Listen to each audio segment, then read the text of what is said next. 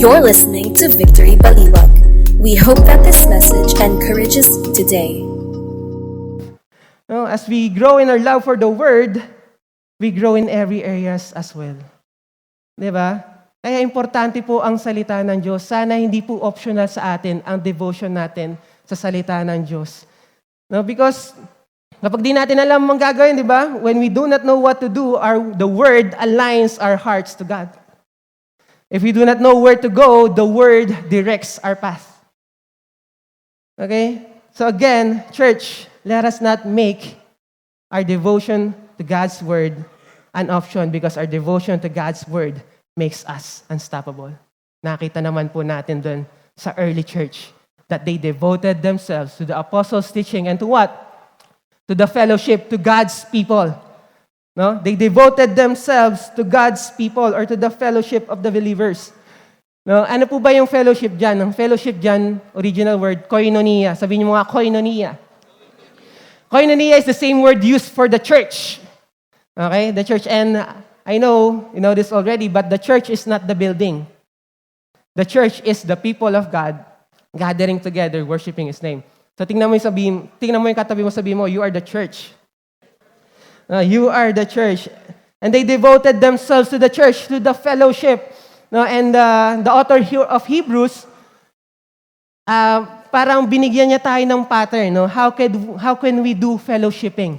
No, the author of Hebrews, it says there, and let us consider how to stir up one another to love and good works, not neglecting to meet together, as is the habit of some, but encouraging one another, and all the more as you see the day drawing near. Sabi mo nga, let us. Okay, let us. Ibig sabihin, kasama po lahat. Di ba? Sama all. Di ba? yung ibig sabihin niya, hindi lang po si Pastor Lloyd yung mag-encourage sa atin sa word ni Lord. Hindi lang po yung mga minister, yung staff, yung missionaries ang magmo-motivate sa atin, but lahat tayo. We're gonna stir up one another. We're gonna motivate one another to love and good words. And you know what's interesting about love is that it is never stimulated or expressed in isolation. Hindi ka pwedeng magmahal na mag-isa ka lang. Tama ba? Kaya may kanta, walang sino man ang napakanta, buhay para sa sarili lamang. Because love is never meant, or is never expressed in isolation. Kailangan mo ng kasama. Hindi ka makakapag I love you sa sarili mo. Pwede mo, I love myself. But you cannot express your love without others. Sabi dyan, not neglecting to meet together. It's non-negotiable. It's not an option. Church community was never an option. When God added you to the church, you are connected to the community. Okay? Sabi nga ni Pastor Lloyd, it's never a casual church.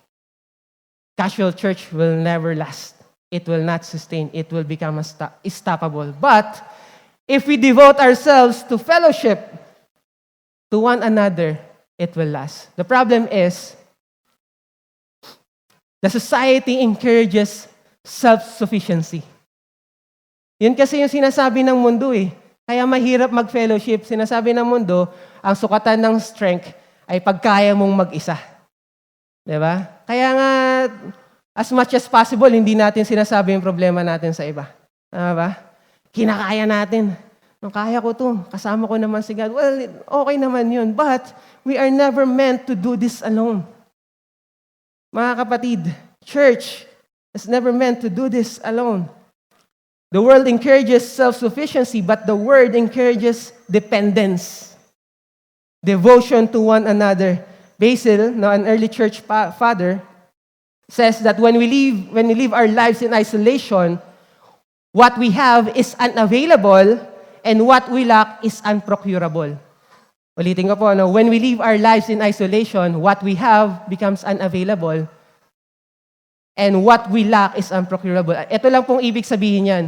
Kapag ka po tayo ay nag-iisa, mas nagiging mahirap para sa iba. Bakit? Others become poorer. Bakit? Kasi what you have is unavailable. Hindi na be-bless yung iba sa giftings mo kasi you live your life in isolation. Anong nangyayari? Mas humihirap. ang buhay, mga kapatid, when we live our lives in isolation. Humihirap para sa iba kasi hindi sila nagbe-benefit sa giftings mo. The gift that God has given you. And it's the other way around then. What we lack becomes unprocurable.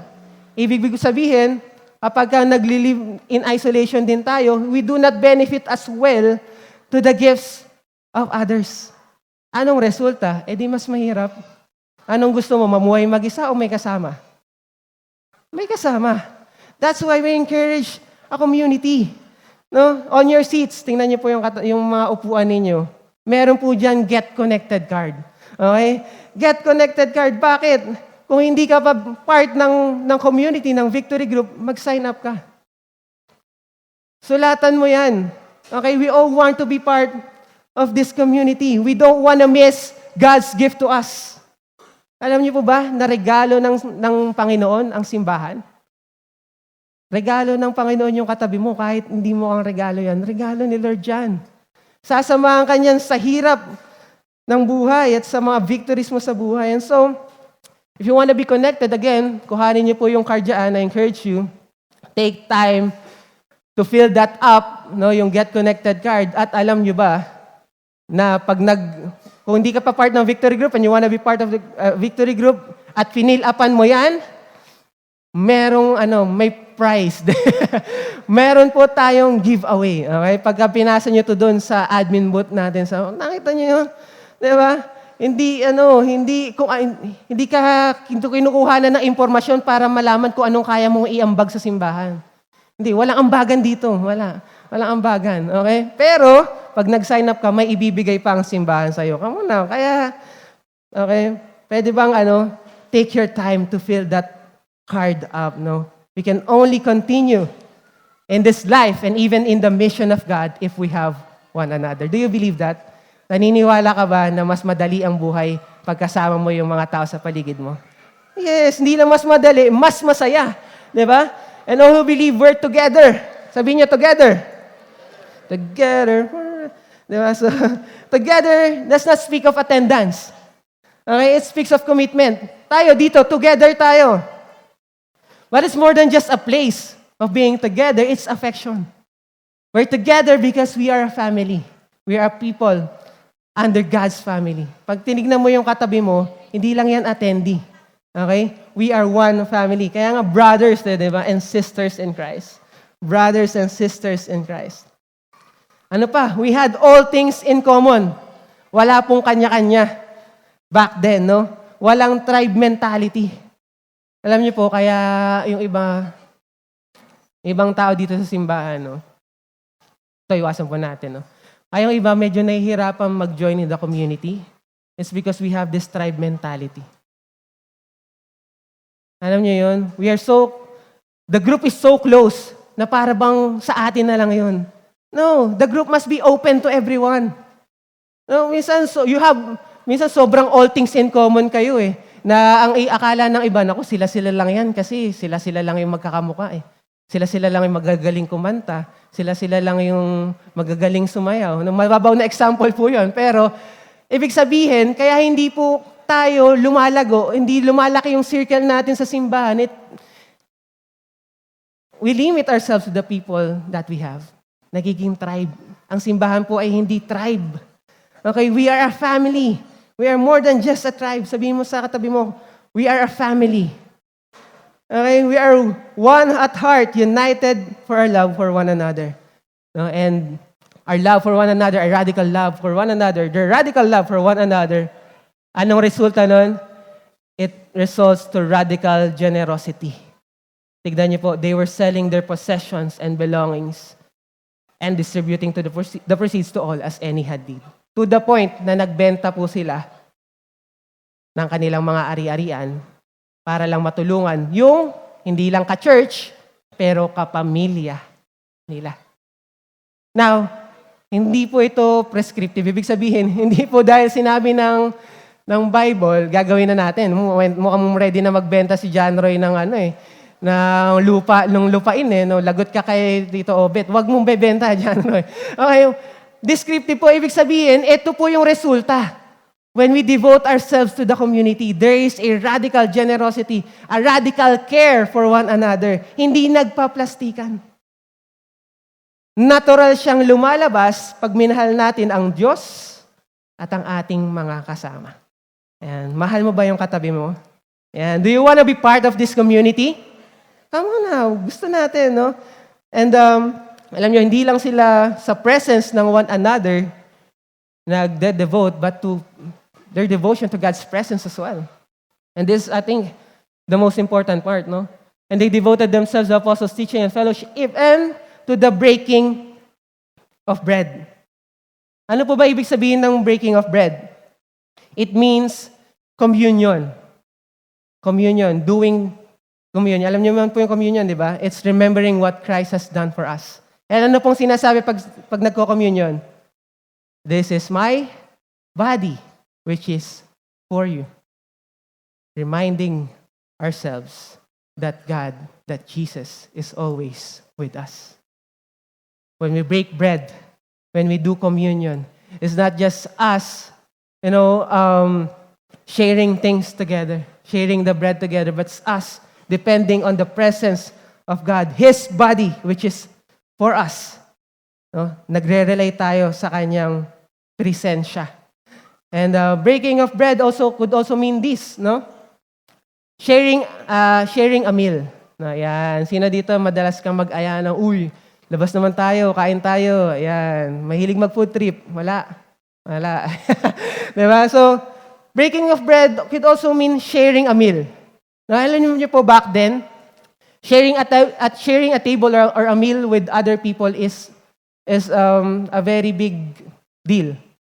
Now, when you share a table with other person, you identify yourself with them. Kaya nga si Jesus, nung kumain siya kasama ng mga makasalanan, tawag sa kanya, Jesus is a sinner because he's in a table of sinners. No? And so, anong ini-speak nito sa atin, mga kapatid? When we share bread to one another, yung mga katabi mo, ayan. When you share food, our meals to one another, ibig sabihin, we identify ourselves to one, di ka iba. We're saying to them, hindi ka iba. Sama-sama tayo. Anong ibig sabihin nun? A symbol of acceptance and belongingness. Diba? Lahat tayo diba? Lahat tayo, we long for that. Lahat tayo, we long for acceptance and belongingness. And not just that, they even devote themselves to the prayers. Ano pong ibig sabihin nun? Ba't ka ba nagpa-pray? Ibig sabihin, hindi mo kaya. Ibig sabihin, na-acknowledge mo na totoo si God at ang kanyang presensya. They devoted themselves to God's presence. Ito pa po yung patunay niyan. Again, day by day, no? Araw-araw, attending the temple together and breaking bread in their homes. Hindi pa nakontento, Pastor Lloyd, sa Sunday service. Umuwi pa sa bahay nila. At pinagpatuloy ang usapan tungkol kay God sa bahay nila. You know what? Home speaks a very personal touch. No? Kasi inviting someone to your home means being vulnerable to them. Means being accountable to them. Tama ba? And sometimes, or most of the time, or most of us, that's what we want and that's what we need. We want someone that we can be vulnerable with, someone that we could be accountable with. Diba? Ang problema lang minsan, hindi tayo makakita ng mga tao na maging vulnerable and accountable tayo. Bakit kaya? Yun yung mahirap. Bakit hindi tayo makakita ng mga tao that we could be vulnerable and accountable with, that we could share our home with? Baka yung simbahan, mas nagiging organisasyon na kaysa pamilya. We need to reevaluate ourselves. Again, as we speak about the church, it speaks about us as well. Baka nagiging organisasyon na tayo. Baka yung victory group, nagiging legalistic na. Hindi na sharing of lives. Wala ka na naman sa victory group. Diba? Ngayon ka lang nagsimba, 52 Sundays, naka 2 Sundays ka lang. Diba? That's it. You know what? We are a family. We're not an organization. We're not here to check for attendance. We're here to share lives with one another, mga kapatid. This is more than just an organization. Our church is a radical community. And so what can we do about this? Two things. Find someone that you can invite into your home, and find someone that will invite you to their home. Okay? Ulit. Find someone that you could invite into your home, and find someone that will invite you to their home. It's two-way. Okay? It's two-way. And that way, we will not rely on ourselves, but we will even have a family. No, we are not bound by programs, mga kapatid. Practices. Hanggang sa bahay. Hindi lang sa Sunday service natatapos. Hanggang sa pag-uusap sa hapagkainan, habang nag-share ng mga pagkain, we are talking about God's goodness in our lives. Day by day, breaking their breads at homes. And you would think about it, what made them do that? You know what? And as I end, no? What made them do that?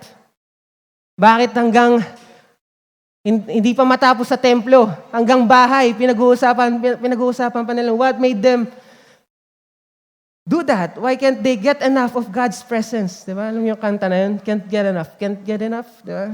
Why they can't get enough of God's presence? I remember this time when one of our bishop were asked a question. No? Si Bishop Manny. May nagtanong sa kanya, for ilang taon na si Bishop Manny, 30 plus years na siya. And ang question sa kanya, for so long in the ministry, what keeps you going in the ministry? For so long, what keeps you going in the ministry? You know what? Very interesting yung sagot niya. It's desperation. Desperation, mga kapatid. Desperation to God's presence. You know what makes Bishop Manny last in the ministry? It's desperation for God's presence. You know what will make this church last for so long? Will make this church unstoppable? It's this desperation for God's presence. That will make this church unstoppable. And two as well. Are we being too familiar with the presence of God? Is attending church just became a Sunday thing for us? Are we still desperate for God's presence to be in our lives? Or masyado na tayong sanay? Alam ko na yan. I already know what Jesus did for me on the cross. Or maghihintay pa ba tayo ng desperate times and situation so that we could be desperate for God's presence? So that we could devote our time for God's word, His people, and His presence? Sana hindi na. Sana hindi na. Because we cannot do this on our own, mga kapatid. We cannot do this on our own. We need Jesus, His love for us, and we need one another. Sabi mo sa katabi mo, kailangan kita. Kailangan. Yeah. You know what will make this church unstoppable? It's our devotion to God, to His Word, to His people, and to His presence. And lastly, this is the missional value. As we continue to do that, as they continue to do that, ito yung nangyari. And awe came upon every soul. And many wonders and signs were being done through the apostles. Wonders and signs. We talk about, meron kaming nakausap na tagal na niyang pinagpe-pray yung parents niya, no? But it come to a point na yung parents niya hindi na makatayo, hindi siya makalakad. But they devoted themselves to the word and to the prayer. And then that's a desperate situation for the parent, for the dad, for the father. And as they pray, God healed the father. God healed the father. And know what? Na-reach out. No? Because they believe in the power of God. Na-reach out yung tatay. Sumama sa simbahan. Came upon every soul. And when we say every soul, Pastor Steve always said, until there's one soul left out there that do not know Jesus, our church is not big enough. Hanggat meron po pong kaluluwang hindi nakakilala kay Jesus, hindi pa po tayo malaki. But, again, it does not speak of attendance. It speaks of the mission of God. You know, God is doing great things in our lives. Sometimes, that's all it takes for God, for the people out there to know God. Para makita nila yung na ginagawa sa atin. Na God, and this is the end result. And praising God and having favor with all the people. And the Lord added to their number, day by day, those who were being saved. As they devote themselves to God's word, His people, and His presence, the Lord makes the church growth unstoppable. Gusto niyo ba yon na hindi lang sa henerasyon natin merong honor God and make disciples? Gusto natin pati yung mga apo natin, maging kaapu-apuhan natin sa tuod, talampakan, sa kuko. Diba? We want all of them to experience what we are experiencing right now.